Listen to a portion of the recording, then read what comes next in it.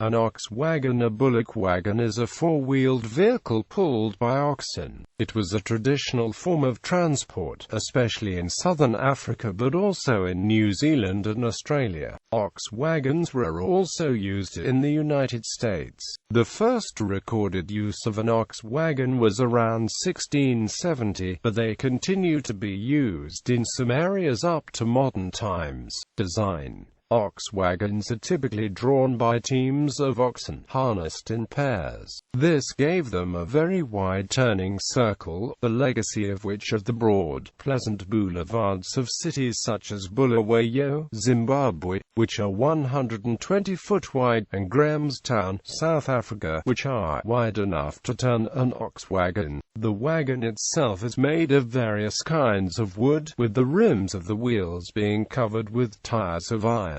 And since the middle of the 19th century, the axles have also been made of iron. The back wheels are usually substantially larger than the front ones and rigidly connected to the tray of the vehicle. The front wheels are usually greater in diameter than the clearance under the tray of the vehicle, so that the steering axle could not turn far under the tray. This makes little difference to the turning circle of the wagon because of the oxen drawing it, and it makes the front of the wagon much more stable, because the track is never much less than the width of the tray. It also allowed a much more robust connection between the hauling traces of the oxen and the rear axle of the wagon that is necessary for heavy haulage. Most of the load-carrying area was covered in canvas supported by wooden arches. The driver sat in the open on a wooden chest. Australia. Bullock wagons were important in the colonial history of Australia. Olaf Ruin, in his book Bullock Teams, remarks on how bullock teams shaped and built the colony. They carved the roads and built the rail. Their tractive power made populating the interior possible. Their contributions to the harvesting of timber opened the bush.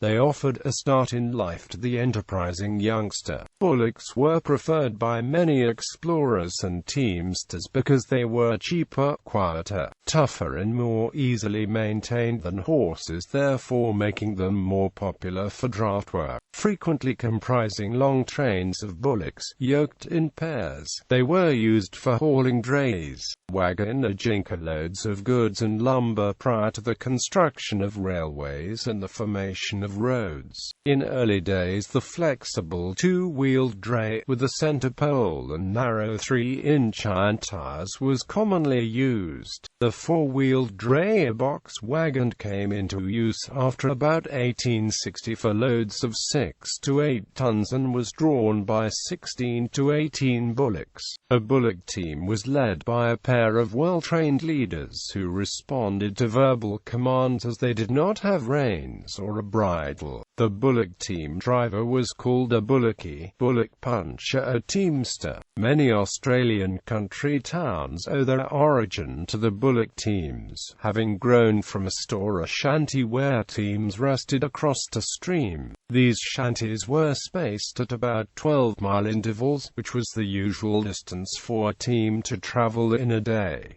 South Africa. The voortrekkers used the wagons during the Great Trek north and northeast from the Cape Colony in the 1830s and 1840s. Often the wagons were employed as a mobile fortification called a laager, such as was the case at the Battle of Blood River. After the discovery of gold in the Barberton area in 1881, ox wagons were used to bring in supplies from former Lorenzo Marquess. James Percy Fitzpatrick worked on those ox wagons and described them in his famous 1907 book Jock of the Bushveld.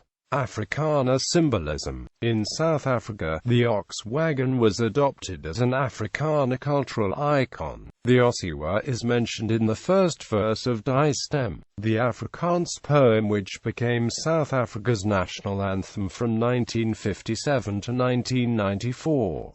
When a pro-German Afrikaner nationalist organization formed in 1939 to oppose South Africa's entry into World War II on the British side, it called itself the Ossiwa Brandwag.